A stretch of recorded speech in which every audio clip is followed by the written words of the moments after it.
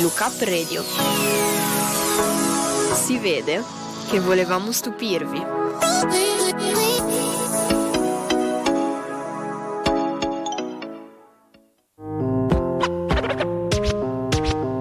Look Up Radio è anche su Facebook @LookUpRadio Bologna.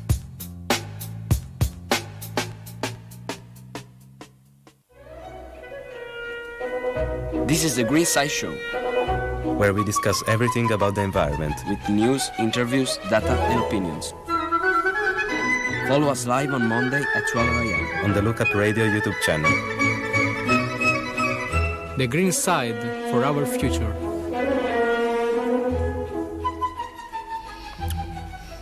Good afternoon, listeners of the show. Today we are here with some students, Riccardo Sisti, Antonio Poerio, Pietro Salerno, and Badr. They wanted to share some thoughts on the books and articles about climate change that we've been reading together. One of the most interesting ideas we have encountered is by John Nickel, and it's called The Graph. Now that you've mentioned it, you might as well tell us what it is. The growth is a planned reduction of excess energy and thus use in rich nations to bring the economy back into balance with the living world. It recognized what the current model of endless economic expansion is incompatible with the finite resource of the planet and the limit of the biosphere. You are talking of the planetary boundaries, right? Yes, I am. Now Grasso launch a picture. Yeah, so those are the planetary boundaries you were talking about. The planetary boundaries represent a set of 9 environment conditions within which humanity can live in the future. As you can see in the picture, these limitations include biodiversity loss, climate change, deforestation. The planetary boundaries of a place depend on the environment problems that the territory is facing. Overcoming them could have catastrophic consequences for the planet and the humans who depend it. For example, in Bologna, the worst boundary is chemical pollution. And can you tell us what the main idea of degrowth is? At its core, degrowth is centered around the idea of sufficiency, that we have enough resources to meet our basic needs and live fulfilling lives, and that continued consumption beyond this point is unnecessary and even harmful. It seeks to challenge our current definition of progress, which is often equated with the accumulation of material goods and GDP, that is Italian PIL, and instead focus on measures of social and ecological sustainability. And does this system acknowledge that there are many inequalities that have to be adjusted? The growth acknowledges that the current economic system is perpetuating extreme and growing inequality, contributing to a global ecological crisis and eroding social and ecological resilience. So you're saying that it's the system's fault for all these issues because they are chasing profit over the well-being of all the citizens?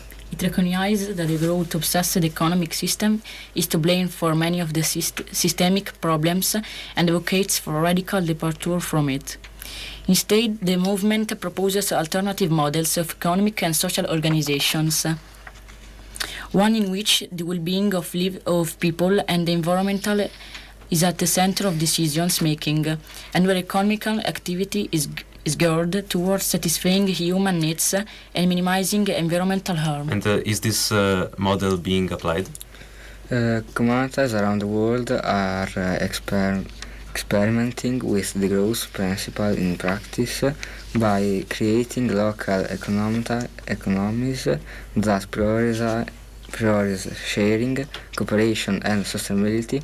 For example, various collection and cooperation are practiced simplified living, local food production, relocating economic activity, creating a reciprocal exchange system, and prioritizing the building of strong social connection, among others. But they are still only at the local level, unfortunately. The originator who has taken the ideas of planetary boundaries and put them into the shape of a donut. She is Kate Raworth. Of all the authors we discussed, she has given us a lot of ideas. And who is Kate Raworth? Kate Raworth is a British economist and activist, and author of the book Donut Economist and Economics 7 Days to Think Like a 21st Century Economist, published in 2017. And what is the book about? Her books give us new vision of the economy and challenges the traditional economy theory, which considered GDP as the only indicator of the economy. Like we have seen with Jason Hickel when we studied the growth, right? Yes, she agrees with him when she argues then that the wealth of the nation should also be measured based on the well-being of people and the health of the planet. And so what makes her different? The fact that she has managed to present her solution in an iconic graphic that looks like a peanut, looks like a donut. Davide Grasso, could you give her the picture, please? Davide?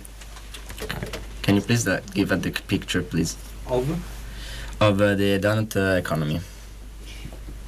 I don't know. I don't have.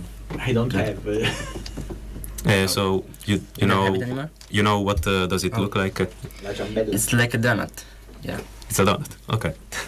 And can you explain? The lower half of the reward graphics document represent the minimum that an economy should provide for society well-being, food, education, wealth, etc. While the upper half represent the maximum that the economy can afford, which must not exceed the planet's capacity, pollution, climate exchange, loss of biodiversity. What does the public think of other theories? Raworth's theory was received many positive reviews for its innovative and effective vision of transforming the economy. Today, it has become the international reference for many organizations and politicians committed to building a sustainable and fair economy. So, in a few words, can you give us a definition of the donut economic system?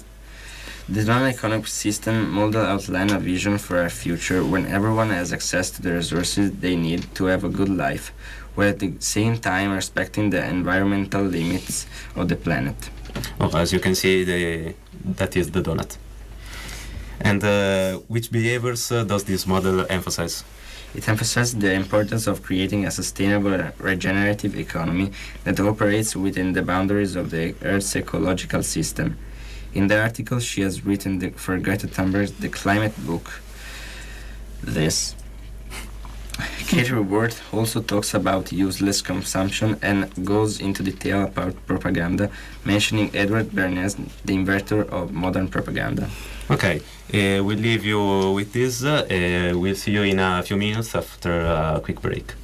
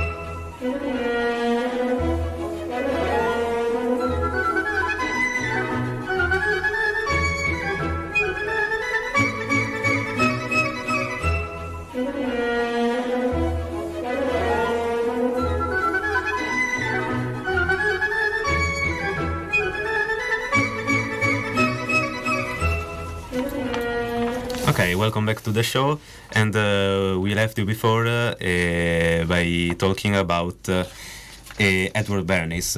Who was he? Edward Bernays was one of the greatest innovators in the history of marketing and public relations. His work has changed the way people think, act, and buy. Bernays understood how to influence human behavior using sophisticated manipulation techniques to create desire for products and service.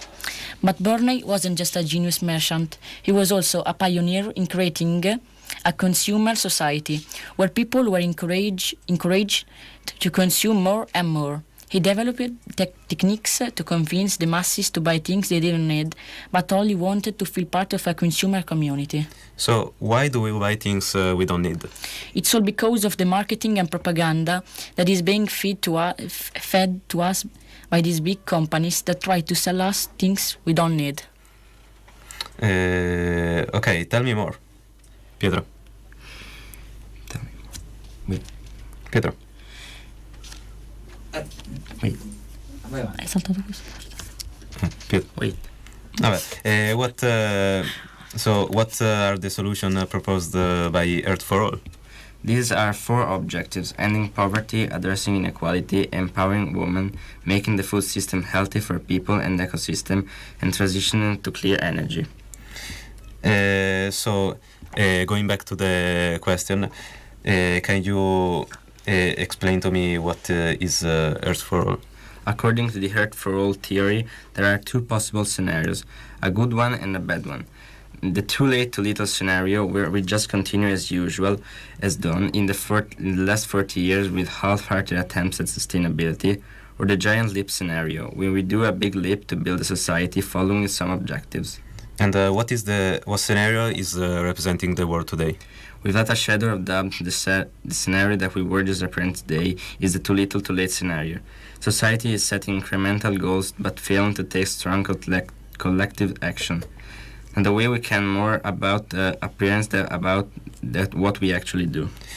What are the 5 extraordinary turnarounds to achieve the giant leap scenario? They are a solution for having a sustainable world. There's a solution are theories for achieving specific goals like environment pollution or equal rights for each gender and ethnicity.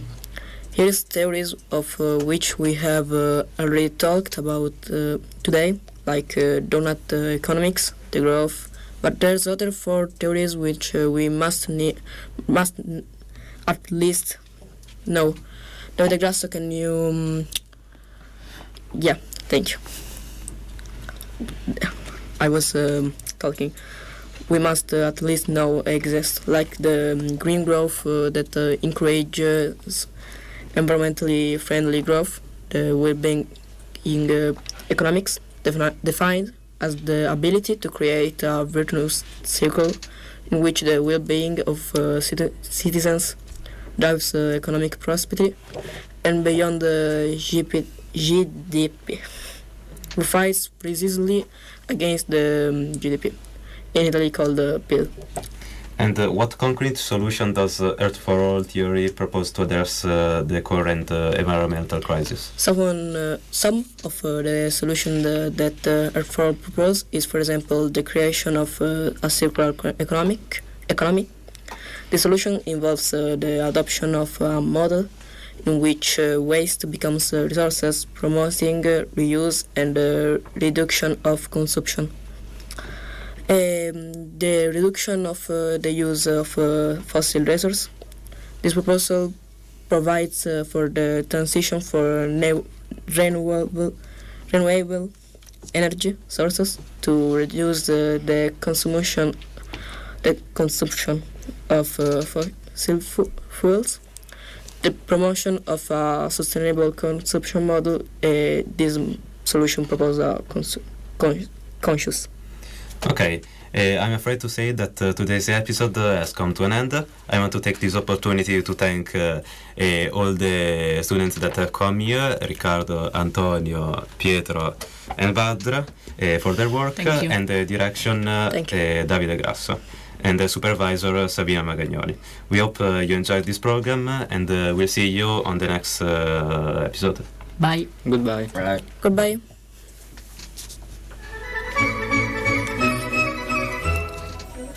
Okay, This is the Green Side Show, where we discuss everything about the environment with news, interviews, data and opinions. Follow us live on Monday at 12 a.m. on the Look Up Radio YouTube channel. The green side for our future.